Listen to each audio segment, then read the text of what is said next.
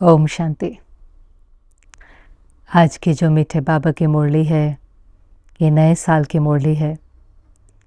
सबसे बड़ा ग्रुप लगभग नए साल पर ही मधुबन पहुंचता था, क्योंकि पुराने साल की विदाई और नए साल की बाबा बधाई देता था।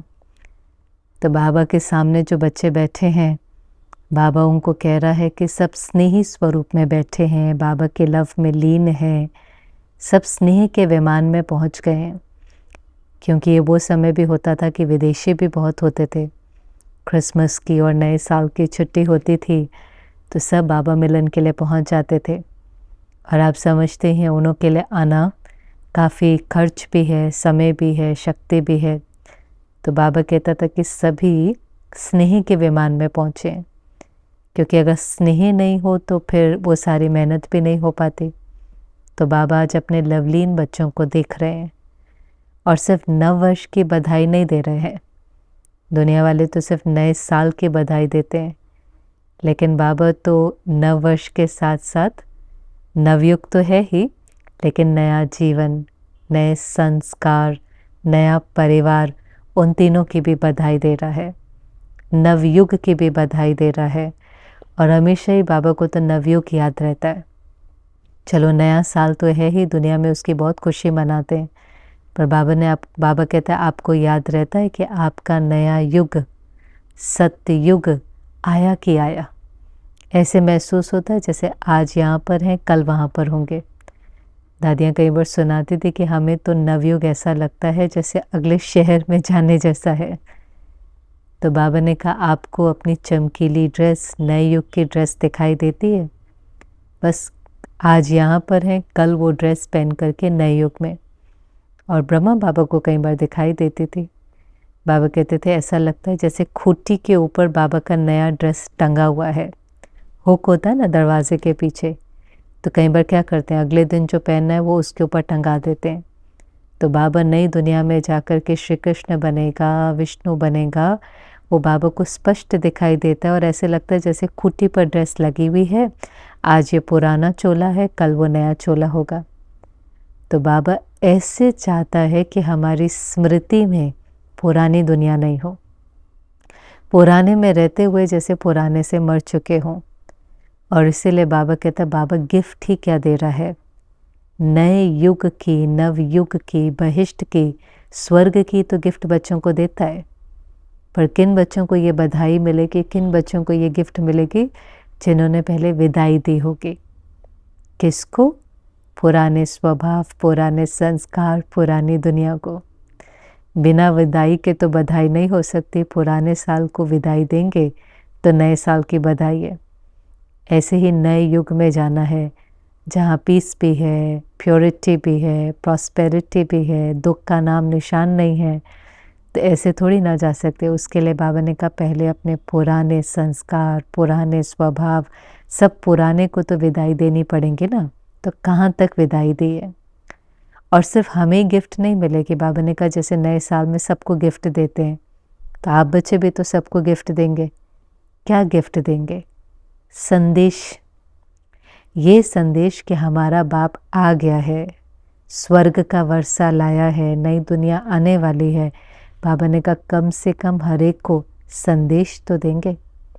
कोई बाद में उलैना ना दे, मेरा बाप आया था और मुझे पता भी नहीं चला। अब संदेश देने का काम तो बच्चों को ही करना पड़ेगा। और जिनको अंदर में खुशी होगी, बाबा मिला है, नई दुनिया आने वाली है, उसकी जो खुशी होगी वो संदेश दिए बिना रह भी नहीं सकता। जैसे कोई भी नई चीज़ का आप सुख लेते हैं, चाहे वो खाने की हो, पहनने की हो, कोई देखने की हो, तो भी आप किसी को बताए बिना, शेयर किए बिना नहीं रहते, क्योंकि उसने आपको सुख दिया तो आपको लगता है सबके साथ शेयर करें, सबको बताएं। ऐसे बाबा ने कहा ये संदेश सबको देना है। सब बच्चे बाबा के मुक्ति और जीवन मुक्ति के वर्षे के अधिकारी हैं। चलो सब जीवन मुक्ति का वर्षा ना लें, घर तो जाएंगे ना। जो पुकार रहे हैं दुनिया में, बाबा ने कहा देखो कितनी दुख शांति है। कई बार मुझे लगता है मुरली कितनी पुरानी होती है, पर आज भी कितनी रेलेवेंट होती है। आज भी आप देखें दुनिया में कितने प्रकार के दुख हैं, कितनी प्रकार की अशांति है। युद्ध तो चलो एक कारण है, वो तो है ही, उसके बाद भी कितनी इंस्टेबिलिटी है, इनसिक्योरिटी है। कल ही मुझे कोई सुना रहा था कि अभी ले ऑफ की एज, माना जो आजकल नौकरियों से निकाल देते हैं, उसकी एज 40 हो गई है। 40 पहले वो उम्र होती थी जब व्यक्ति को लगता था अब स्टेबल है, अभी सिक्योर है, अभी और कोई चिंता की बात नहीं है, अभी सेट हो गए लाइफ में। और अभी 40 में लगता है सेट भी नहीं हुए और अचानक नौकरी छूट जाती है। तो इनसिक्योरिटी है, हर चीज़ की इनसिक्योरिटी है। जब इनसिक्योरिटी है, कुछ भी सिक्योर नहीं है, कुछ भी फिक्स्ड नहीं है, अनिश्चित है, तो ऐसे समय पर अंदर में भय चिंता बहुत होती है, अशांति दुख है। हमें तो बाबा बहुत काल से उस चीज़ का अभ्यास करा रहा है, इसलिए हम हलचल में नहीं आते। हर सीन को देखते हुए समझते हैं कि इसमें कुछ कल्याण है, ये भी समझते हैं कि ये विनाश भी कल्याणकारी है, पर दुनिया तो नहीं समझती। जब नहीं समझती है तो वो डरते हैं, दुखी होते हैं, भगवान को पुकारते हैं, अपने पूर्वजों को पुकारते हैं, देवी देवताओं को पुकारते हैं। तो बाबा ने कहा आप भी बाप के समान अपना रहम दिल, अपना कल्याणकारी स्वरूप इमर्ज करो, जो उनको चाहिए दो। चलो स्वर्ग का वर्षा नहीं लेते तो बाबा से जो ज्ञान मिला है, गुण हैं, शक्तियाँ हैं, स्वमान है, उनको दो। स्वमान भी आप किसी को कहें नहीं आप कर सकते हैं, आप निर्भय हैं, आप मास्टर सर्वशक्तिवान हैं, आप भगवान के संतान हैं, एक टाइटल भी उनको दे, उस टाइटल से भी उनको बुलाएं, कितना उनको ताकत और शक्ति मिलती है। कितना समय तक कहते रहेंगे उन्होंने हमें कहा था हम ऐसे हैं, दादी जी ने कहा था आप ऐसे हो, तो वो टाइटल नहीं भूलता है। तो बाबा तो गिफ्ट देता है, पर जो बच्चे बाबा से नहीं जुड़ते, भगवान से नहीं जुड़ते, परिवार तो हमारा ही है, विश्व के सभी आत्माएं हमारे ही भाई बहन हैं, तो उनको कुछ ना कुछ गिफ्ट दें, चाहे एक स्वमान की लाइन, चाहे गुण, चाहे शक्ति, पर उनको कुछ ना कुछ दें। तो बाबा ने कहा कोई भी वंचित न रह जाए, सबको संदेश दो। बाकी तो बाबा जब हर बच्चे को देखता है तो कहता है वाह बच्चे वाह। नए भी जो आए हैं उनको भी कहता है लकी है, पदम गुना मुबारक जो समय से पहले आ गए। पर अब बाबा की आश क्या है? बाबा की आश है कि जो बच्चों का लक्ष्य है, चाहे पहले आए, पुराने हैं, नए हैं, सबका लक्ष्य है कि बाप समान बनना है, मुझे बाप समान संपन्न और संपूर्ण बनना है। पर बाबा ने कहा जो लक्ष्य है वैसे ही लक्षण भी तो होने चाहिए ना। ये तो दुनिया में भी कहते हैं, आज कोई करियर भी चूज़ करता है तो कहते भाई जो लक्ष्य है उस प्रकार के लक्षण तो हो। आज अगर कोई डॉक्टर बनना चाहे, चार्टर्ड अकाउंटेंट, तो कहेंगे भाई आपको 10-12 घंटे पढ़ना पड़ेगा, आप औरों की तरह पार्टी नहीं कर सकते, औरों की तरह इतना एंजॉय नहीं कर सकते, आपको पढ़ाई में इतना समय बैठने में इंटरेस्ट होना चाहिए। वरना जिसका जो इंटरेस्ट है वो लक्षण दिखाई देने चाहिए। किसी को स्पोर्ट्स में इंटरेस्ट होता है, अब क्रिकेट अच्छा लगता है पर धूप अच्छी नहीं लगती तो कैसे होगा? धूप में उसको फिर कितने 6, 8, 10 घंटे भी प्रैक्टिस करनी पड़ती है। अब अगर वो लक्षण नहीं दिखाई देते तो कौन मानेगा? अब हमारा लक्ष्य है मनुष्य से देवता बनना, बाप समान बनना। तो बाप कैसा है? पवित्र। और बच्चों में अगर देभान दिखाई दे तो कौन मानेगा कि इनका लक्ष्य है? तो बाबा कहते हैं अभी तो चेक करो, देभान से कहाँ तक अभी देही अभिमानी बने हैं। क्योंकि जहाँ स्वमान है वहाँ अभिमान नहीं है, और जहाँ अभिमान है वहाँ अभी तक मैं कौन हूँ और मेरे क्या टाइटल्स हैं उसकी स्मृति नहीं है। लेकिन जो अक्वायर किया है, चाहे पोजीशन है, प्रोफेशन है, रिलीजन है, नेशनैलिटी है, या हमारे पुराने संस्कार हैं, उसका भान है। और जैसे देभान कितना नेचुरल है, इतना है, कोई मेहनत तो नहीं करनी पड़ती ना बॉडी कॉन्शियस होने की।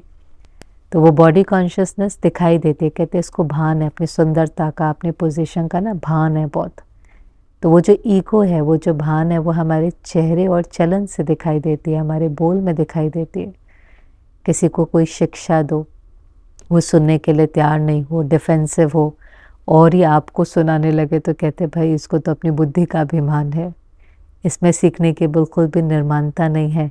तो वो जो भान होता है, चाहे बुद्धि का है, सुंदरता का है, कला विशेषता का है, वो दिखाई देता है, चेहरे से, चलन से, वाचा से। तो जैसे देह भान, देह अभिमान नेचुरल है, उसके लिए मेहनत नहीं करनी पड़ती, पुरुषार्थ नहीं करना पड़ता, ऐसे ही बाबा ने कहा देही अभिमानी स्थिति, किसी भी चीज़, अक्वायर्ड चीज़ का कोई अभिमान नहीं हो, स्मृति हो, मैं आत्मा हूँ, आत्मा के जो टाइटल्स हैं उनकी स्मृति हो। देही अभिमानी वाला सबको सम्मान देता है। देही अभिमानी वाले का हर कर्म शानदार होता है। पिछले दिनों भी बाबा कह रहा था, जो अपने शान में रहता है, जो अपनी स्वामान की सीट पर सेट रहता है, उसके हर कर्म शानदार होते हैं। उसके कर्मों से, उसके चेहरे से, उसके चलन से उसका चेहरा सदा खुशनुमा होगा, वो दिखाई देगा, बेफिक्र होगा। और बाबा ने कहा ये स्थिति भी नेचुरल हो, मेहनत से नहीं हो। देही अभिमानी स्थिति नेचुरल हो, जैसे देह अभिमान नेचुरल है। तो कहेंगे कि जो लक्ष्य है वैसे लक्षण दिखाई देते हैं। जैसे ब्रह्मा बाबा का उदाहरण बाबा ने दिया, कितनी बार ब्रह्मा बाबा का बाबा उदाहरण देता है। शायद ही कोई मुरली चाहती होंगी कि बाबा नंबर 1 स्टूडेंट को याद ना करें। तो बाबा ने कहा जैसे ब्रह्मा बाबा, कितनी बड़ी जिम्मेवारी थी, हमारे पर तो कोई ऐसी जिम्मेवारी नहीं है। बाबा ने कहा किसी पर ज़्यादा से ज़्यादा जोन की होगी, कोई ऑफिशियल कारोबार की होगी, पर ब्रह्मा बाबा के ऊपर तो पूरे परिवार की जिम्मेवारी थी। और नया परिवार, भिन्न भिन्न संस्कार वाला, संस्था आज की तरह कोई स्थापित तो नहीं थी। नई नई बातें, इतना विरोध, इतना विघ्न, इतने प्रकार के चैलेंजेस, तो भी बाबा कैसा रहा, बेफिक्र।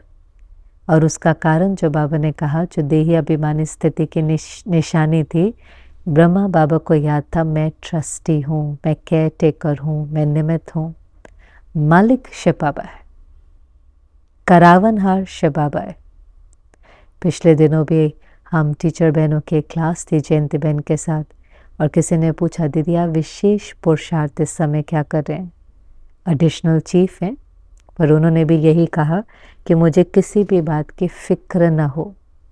बड़ा बड़ा कारोबार होता है, बड़ी बड़ी बातें भी होती हैं, बड़ी बड़ी कहानियाँ भी होती हैं, लेकिन मालिक शिव बाबा है। हम पुरुषार्थ भी कर रहे हैं, ड्यूटी भी प्ले कर रहे हैं, जो हमारा रोल है वो भी कर रहे हैं, जिम्मेवारी भी निभा रहे हैं, लेकिन किसी भी प्रकार की चिंता नहीं है, मैंपन नहीं है उसके अंदर, मुझे करना है, मेरी जिम्मेवारी है, नहीं तो चिंता हो जाएंगे। तो बाबा ने कहा जब ब्रह्मा बाबा इतनी बड़ी जिम्मेवारी के साथ भी कर सकता है, तो क्या आप बच्चे नहीं कर सकते। और ब्रह्मा बाबा के तो कितने ही आप देखें, हर सीन यज्ञ की यही दिखाती थी कि कैसे बाबा हमेशा शिव बाबा पर डाल देता था। चाहे यज्ञ में कभी खाने की समस्या है, बिगरी पाठ था, भंडारी वाली कहेंगी बाबा क्या होगा, बाबा कहते तुम्हारे बच्चे हैं क्या, जिसके बच्चे हैं वो संभालेगा, निश्चिंत, जिसके बच्चे हैं वो संभालेगा। कभी वारंट निकल गया, सब घबराए हुए हैं, बाबा को लेकर जाएंगे, पुलिस आई है, लेकिन बाबा बिल्कुल शिव बाबा के साथ कंबाइंड, उनको प्यार से कहते मैंने बोला ही नहीं। जिस वारंट लेकर आए थे, क्योंकि मुरली में बाबा ने कुछ ऐसा कह दिया था कि देखो छोटे छोटे टुकड़ों के लिए कितना झगड़ते हैं, इमरजेंसी का पीरियड था, उस समय किसी और देश के लिए कुछ कह नहीं सकते थे, वो मुरली राजस्थान गवर्नमेंट के हाथ लग गई थी, तो वो अरेस्ट करने आ गए बाबा को। बाबा निश्चिंत, बाबा कहते मैंने बोला ही नहीं है, शिव बाबा ने बोला है, अब शिव बाबा को कैसे अरेस्ट करेंगे। तो बहुत प्यार प्यार से बातें सुनाकर बाबा ने उनकी पालना करके उनको भेज दिया। पर चाहे कोई भी विघ्न हो, विरोध हो, बाबा बिल्कुल न्यारा और प्यारा। बाबा के जिस समय राइट हैंड मम्मा ने शरीर छोड़ा, आप सोचे हमारा तो कई बार सेंटर से एक अच्छा स्टूडेंट भी जाएगा, कंपनी से एक अच्छा एम्प्लॉय भी जाएगा, घर की एक अच्छी मेड भी जाती है, तो लगता है अब कैसे होगा, अब कैसे होगा, अब कैसे चलेगा। लेकिन ब्रह्मा बाबा सारा कारोबार संभालने के निमित्त मम्मा थी। बाबा को जो भी संकल्प आता था बाबा मम्मा को कहता था, मम्मा फिर यज्ञ में उसको कैसे लेकर के आना है, कैसा वो नियम बनेगा, कैसे सब फॉलो करेंगे, मम्मा देखती थी। तो बाबा का वो राइट हैंड भी चला गया जो मम्मा थी बाबा से पहले। उस समय बाबा की एज भी कितनी थी, लेकिन तो भी बिल्कुल निश्चिंत, ड्रामा कल्याणकारी है, एक भी संकल्प नहीं। अगले दिन मम्मा का शरीर पड़ा हुआ है, वहाँ पर ही अभी अंतिम संस्कार हुआ नहीं। बाबा ने मुरली चलाई, ज्ञान की मुरली चलाई, और उसके अंदर भी कहा देखो आपकी मम्मा ने कितनी जिगरी सेवा करी, कितनी अच्छी सेवा करी। उमंग दिला रहे कि हमें भी मम्मा के समान बनना है। तो ब्रह्मा बाबा की अवस्था बाबा ने हर सीन में दिखाई। चाहे ब्रह्मा बाबा की जो वाइफ ने शरीर छोड़ा, पत्नी ने, तभी बाबा ने क्या कहा निर्मल शांता दादी को, अम्मा मरे तो भी हलवा खाओ, बीबी मरे तो भी हलवा खाओ। तो बहुत सारे, चाहे कोई मृत्यु की बात थी, चाहे कोई पुलिस की बात थी, चाहे बेगरी पाठ था, भिन्न भिन्न सीन आप अगर कहानी पढ़ें, और इसलिए ब्रह्मा बाबा की जीवन कहानी पढ़नी चाहिए। बाबा को हमेशा याद था मैं ट्रस्टी हूँ, करण करावन हार शिव बाबा है, जिम्मेवार शिव बाबा है, मालिक शिव बाबा है। इसलिए कोई चिंता नहीं, कोई मेरापन नहीं। जो किया उसका कभी अभिमान भी नहीं, न चिंता न अभिमान, दोनों ही ईगो है ना। जो किया है उसका भी कई बार अभिमान आ जाता है, मैं कर रहा हूँ, मैं चला रहा हूँ, और अगर कुछ नहीं हुआ तो उसकी चिंता भी होती है। लेकिन दोनों बोझ शिव बाबा पर डाल करके सदा निश्चिंत, हल्का, बेफिक्र बादशाह। तो बाबा ने कहा वो देही अभिमानी स्थिति आपके भी नेचुरल हो, आपके कर्मों में वो दिखाई दे, आपकी मनसा वाचा कर्मना ड्यूटी निभाते हुए आपकी वो स्थिति दिखाई दे, तो वो लक्ष्य और लक्षण जो है वो मैच होंगे। नहीं तो बच्चे आज तक भी बाबा को कहते हैं बाबा क्या करें, चाहते तो हैं, बाप समान बनना चाहते तो हैं, पर माया आ जाती है। बाबा कहते हैं माया आती थोड़ी ना है, माया तो और ही बाप को कहती है मुझे पता है मेरा राज्य जाने वाला है। राज्य जाने वाला मना माया, मना कमज़ोर संकल्प, हल्का संकल्प जो दुख पैदा करेगा। और आने वाली दुनिया में तो दुख की विद्या भी नहीं है, तो माया को भी पता है मेरा राज्य जाने वाला है। पर बाबा ने कहा ये माया कहती है मुझे बिठा देते हैं। बिठा देते हैं का मतलब क्या है कि हम ही कोई ना कोई व्यर्थ संकल्प, हल्के संकल्प में फंस जाते हैं। है तो पुरानी दुनिया, बातें तो होंगी, परिवार के भी होंगे, संसार के भी होंगे, हिसाब किताब के भी होंगे, लेकिन उसके अंदर श्रेष्ठ चिंतन, शुभ चिंतन, परमात्मा चिंतन से बाबा ने उस दिन भी कहा था, शुभ चिंतन से आप नेगेटिव को पॉजिटिव में परिवर्तन कर सकते हो। तो बातें तो आएंगी, लेकिन उस बातों के व्यर्थ चिंतन, पर चिंतन, उस चिंतन में जाते हैं तो बातें बढ़ जाती हैं। यह है माया को बिठाना। बाबा एक मुरली में कई बार कहता था ना, है तो कुछ नहीं, मिक्की माउस का खेल है, मरी हुई चींटी है। मरी हुई चींटी से कोई डरता थोड़ी ना है, लेकिन जब हम उसको एनर्जी देते हैं, हम चिंतन करते हैं, तो मरी हुई चींटी जिंदा हो जाती है। फिर वो चूहा बन जाती है, फिर बिल्ली, फिर कुत्ता, फिर शेर। फिर शेर क्या करेगा, आप शेर से तो डर ही लगेगा। फिर हम ही अपने व्यर्थ संकल्पों के जाल में फंस जाते हैं, और वो माया हमें ही कच्चा खा जाती है, हब कर जाती है। शेर थोड़ी पकाकर खाएगा। तो भाव कहने का ये है कि जब अटेंशन नहीं होता, एक एक संकल्प पर अटेंशन, एक एक संकल्प पर, मुझे इस दिशा में नहीं सोचना है, ये चीज़ मेरे कंट्रोल में नहीं है, ये मेरा रोल नहीं है, ये मेरी रिस्पॉन्सिबिलिटी नहीं है। अच्छा है बाबा ने मुझे फ्री रखा, जितना मेरे पास समय है बाबा को याद करें, पढ़ाई पढ़ें, संदेश बाबा तक पहुंचाएं, बाबा का जो संदेश है वो अनेकों तक पहुंचाएं। कई बार तो बाबा भी ऐसी व्यवस्था करके देता है कि हम अच्छा ज्ञान योग का पुरुषार्थ कर सके, अनायास ही वो व्यवस्था हो जाती है। और फिर भी हम उस समय को सफल नहीं करें, उस समय को ज्ञान योग में न लगाएं, तो फिर बाद में क्या होगा, गिल्ट होगा, रिग्रेट होगा, प्रायश्चित होगा। तो इसीलिए किसी और चीज़ के बारे में न सोच, व्यर्थ हल्का संकल्प न कर, हर सेकंड फुल स्टॉप, बाबा को याद करना है, फुल स्टॉप। मन जाता है इधर उधर की बातों में, व्यर्थ देखा, व्यर्थ चिंतन चला, फुल स्टॉप। ऐसा वैसा, क्यों, कैसे, लेकिन, परंतु, ये सब यहाँ मन में शुरू होता है। भाषाएं भले बाबा बार कहता है, पर ये भाषाएं लगती तो अंदर है ना। आपने कोई सीन देखे, आपने कहा ऐसा भी होता है, अब ये कॉन्वर्सेशन अंदर शुरू हो गई, आश्चर्य की मात्रा लग गई, पर ऐसे नहीं, वैसा होना चाहिए था, किंतु परंतु, कॉमा की मात्रा लग गई, नहीं, फुल स्टॉप। ड्रामा में जिसका जो पार्ट है वो बजा रहा है। ड्रामा एक्यूरेट है, हर एक का पाठ नोंदा हुआ है, मेरे सोचने से थोड़ी ना बदलेगा। हम हर एक के प्रति शुभ भावना रखें, शुभकामना रखें। वो अपना पाठ बजा रहे हैं, हम अपना पाठ बजाएं। बाबा को भी पता है मेरे लिए क्या आवश्यक है, मेरे लिए क्या ज़रूरी है। ड्रामा की नोंद वैसे वैसे आगे बढ़ती जाती है। तो इसलिए बाबा ने कहा माया को आने नहीं दो, माया से सेफ रहो। क्योंकि बहुत समय से बाबा जो एक बात कह रहा है कि बातें और हालतें बहुत नाजुक होंगे, बिगड़ती जाएंगी, अचानक का पेपर आएगा, ये तो बाबा काफ़ी समय से कह ही रहा है। और अचानक में हमेशा बहुत काल का पुरुषार्थ चाहिए पास होने के लिए। हालतें जिस समय बिगड़ेंगी उस समय थोड़ी ना पुरुषार्थ करेंगे। बीमारी जिस समय आती है उस समय एक्सरसाइज नहीं कर सकते। एक्सरसाइज जीवन भर करी होती है तो शरीर शक्तिशाली होता है, तो बीमारी का इतना प्रभाव नहीं पड़ता। ऐसा तो कोई दुनिया का भी नियम नहीं है कि एक्सरसाइज करेंगे तो बीमारी नहीं आएंगी। बहुत हैं एक्सरसाइज करने वाले भी जिनको बीमारियां आ जाती हैं क्योंकि हिसाब किताब है, लेकिन उस बीमारी का उतना प्रभाव नहीं पड़ता क्योंकि शरीर शक्तिशाली है, इम्यूनिटी स्ट्रॉन्ग है। ऐसे ही ऐसा कोई नियम नहीं है कि जो योग करेंगे बातें नहीं आएंगी, और आती हैं पर प्रभाव नहीं पड़ता।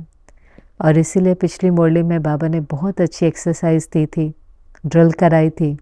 12 बारी निराकारी स्थिति और 12 बारी फरिश्ता स्थिति। उस मुरली में इतना स्पष्ट नहीं था, पर इस मुरली से समझ में आता है कि बाबा ने 10-10 मिनट करने के लिए कहा था। अब 24 बारी अगर 10 मिनट के लिए करते हैं तो कितना हो जाता है, 240 मिनट, लगभग 4 घंटा। तो कईयों ने ऐसा कहा कि बाबा इतना समय तो नहीं मिलता, 10-10 मिनट अगर ये ड्रिल करें तो बहुत समय चाहिए। तो बाबा रहम दिल बाबा कहता है अच्छा कोई बात नहीं, जितना कर सकते हो करो। अच्छा 10 मिनट नहीं कर सकते 9 मिनट करो, 9 नहीं कर सकते 8 करो, 8 नहीं कर सकते 7 करो, 7 नहीं कर सकते 6 करो, बस यहाँ तक छूट है। 5 से कम नहीं कोई कर सकता है, क्योंकि बाबा ने कहा 5 मिनट तो कभी कभी इधर उधर सोचने में ही लग जाता है, तो चार्ट में क्या ऐड होगा। और करना क्या है, उस स्मृति में मन को स्थित करना है। निराकारी स्मृति है, निराकारी स्वरूप है, तो 10 मिनट तक मन दे के संबंध, दे के पदार्थ, दे के दुनिया, पुराने संस्कारों से परे निराकारी स्वरूप में स्थित हो सके, निराकारी दुनिया में जा सके। माना अपने संकल्प को, अपने मन को आप जिस स्मृति में जितना समय स्थित करना चाहो आप कर सको। फिर ऐसे ही फरिश्ता स्वरूप, फरिश्ता क्या है, कैसा है, वो स्मृति हो। अब जितना ये करेंगे तो नेचुरल सी बात है कि वो जिस स्थिति में तो आएंगे, प्रकृति में भी आएंगे। लेकिन बाबा ने फिर भी कहा जितना हो सके करो, ज़्यादा से ज़्यादा करो, क्योंकि बहुत काल का हिसाब है। तो इसमें 2 बातें हैं, एक तो बहुत काल का अभ्यास होगा तो अचानक के पेपर में पास हो सकेंगे, और दूसरा बहुत काल का पुरुषार्थ होगा तो बहुत काल के प्रारब्ध होंगे ना।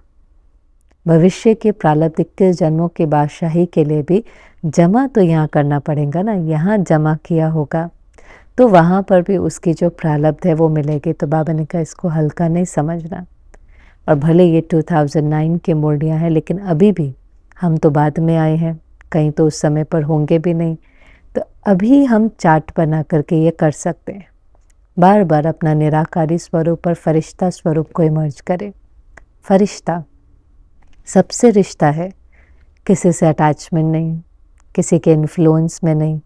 फरिश्ता जिसका सर्व से रिश्ता है, सर्व का प्यारा है, सोल कॉन्शियस है, परमात्मा की याद में है, हर एक को से अपनेपन की भासना आती है, और जो भगवान से मिला है वो सबको देने वाला है।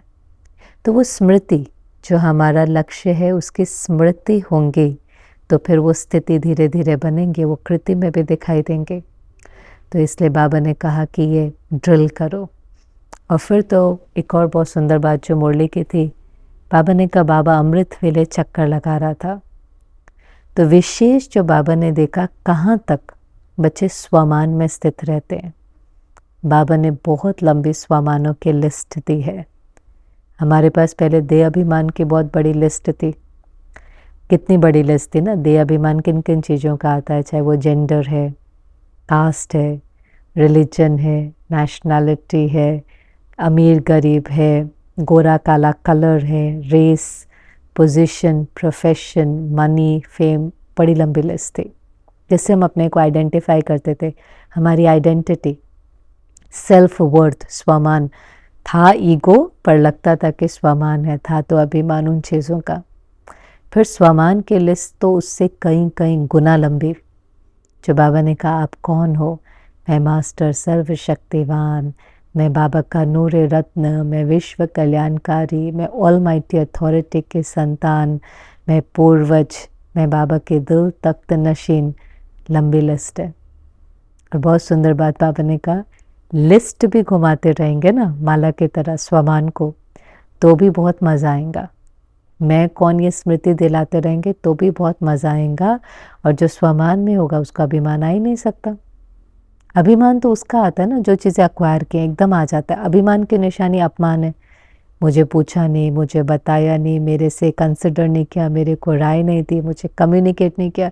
कितना छोटी छोटी छोटी छोटी बातों में लोग सारा दिन हर्ट और परेशान होते रहते हैं। लगे तो एक सेकंड में छोड़ सकते हैं।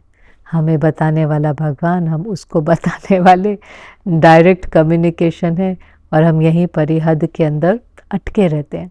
कारोबार करनी है लेकिन परेशान होना, अपसेट होना, कंट्रोल करना, रूप से चलना, अथॉरिटी, सब देह अभिमान है ना। अपमान महसूस होगा तो क्रोध आता है, क्रोध आता है तो कंट्रोल होता है, कंट्रोल नहीं कर पाते तो क्रोध होता है, सारा वायुमंडल खराब हो जाता है। स्वमान में रहना और हर एक को स्वमान से देखना। बाबा बच्चों को देखता था तो साधारण थोड़ी देखता था। बाबा को तो कोई बच्चे साधारण नहीं, अरे मीठे मीठे, सिखिलदे, लाडले, पवित्र, कोटों में कोई भगवान की पसंद, आखिरी बच्चा भी भगवान की पसंद।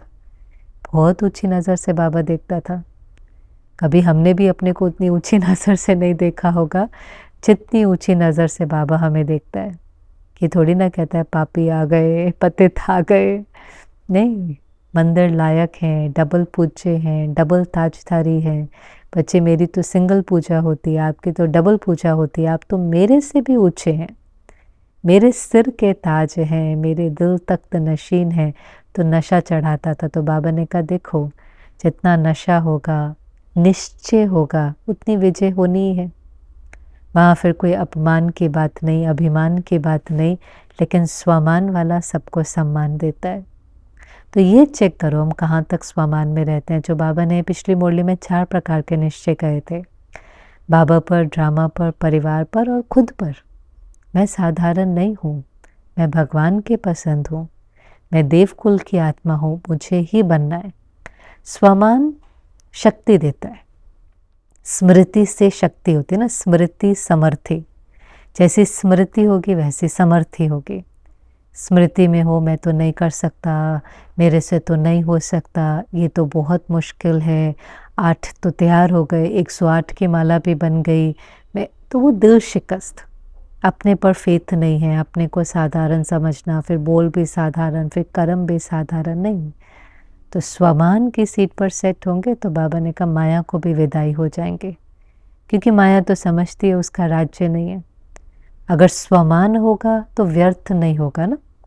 स्वमान वाले को खुद के प्रति भी समर्थ संकल्प, औरों की कमी देखते हुए भी समर्थ, सम्मान है, बदल जाएगा, हो जाएगा, उसके प्रति भी बहुत व्यर्थ और अशुभ भावना नहीं होगी। पर हम स्वमान की सीट से उतर जाते हैं। जो स्वमान की सीट से उतर जाता है वो बहुत जल्दी जल्दी अपसेट हो सकता है। तो बहुत जल्दी अपसेट होना, हर्ट होना, फीलिंग के फ्लो में आना स्वमान की कमी है।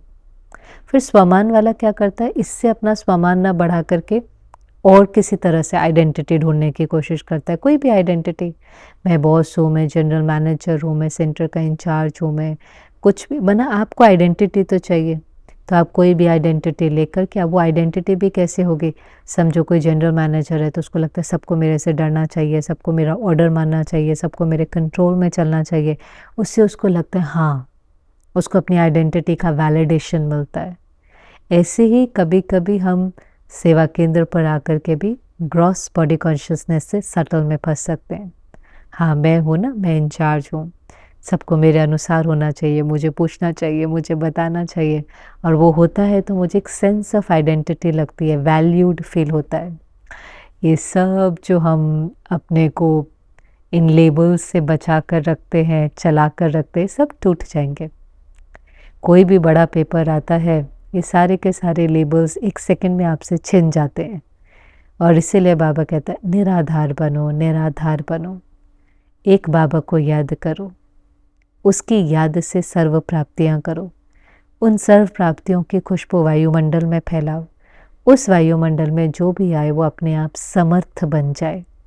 तो आपको बनाना नहीं पड़ेगा, वो खुद ही ऑटोमेटिकली समर्थ बने। उसको संकल्प आए कि मुझे इनके जैसा बनना है, इनको ऐसा बनाने वाला कौन है। और इसलिए संगम युग पर बाबा कहता है नया वर्ष तो आएगा, फिर वर्ष तो बदलते रहेंगे, पर पूरा संगम युग ही पुरुषोत्तम कल्याणकारी है।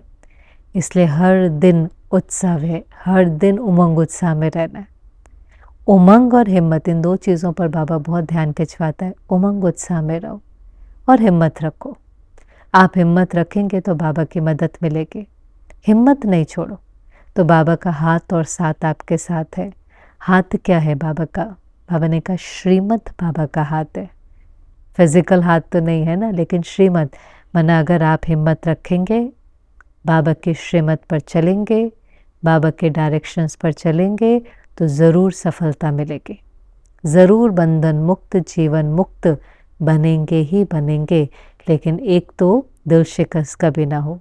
पहले मुरलियों में बहुत गीत आता था ना, रात के राही थक मत जाना। तो मंजिल आनी ही है, लेकिन उस मंजिल से पहले कई लोग थक करके छोड़ देते हैं। ऊंची मंजिल है पर ऊंचा बाप भी तो साथ है ना।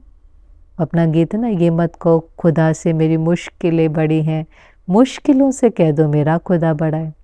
अकेले थोड़ी ना है। चलो बातें हैं, कलयुग का अंत है और बातें बढ़ भी रही हैं, पर बाप भी तो बच्चों के साथ पल पल साथ है। हाथ भी है, साथ भी है, श्रीमत भी है, डायरेक्शन भी है, गाइड भी है, टचिंग्स भी है, और फिर कंपेनियन के रूप में कंबाइंड भी है। तो उसकी शक्तियाँ भी हमारे साथ हैं। तो स्वमान की सीट पर जितना सेट होंगे उतना देह का भान नहीं होगा। नेचुरली देही अभिमानी होंगे तो बाप समान बन पाएंगे। और फिर से बाबा ने नवयुग की, नए जीवन की, नए परिवार की, सबकी बहुत बहुत पदम गुना बधाई थी। पर ख़ास तो बाबा मुबारक भी देता है, बधाई भी देता है, पर शिक्षा भी देता है। सिर्फ साल नहीं बदले, लेकिन हम भी बदलें। सिर्फ साल को विदाई नहीं दें, लेकिन माया को, अपने व्यर्थ को, अपने देह अभिमान को भी विदाई दे, तो कहेंगे हमने सच्चे रूप में नया साल मनाया। ओम शांति।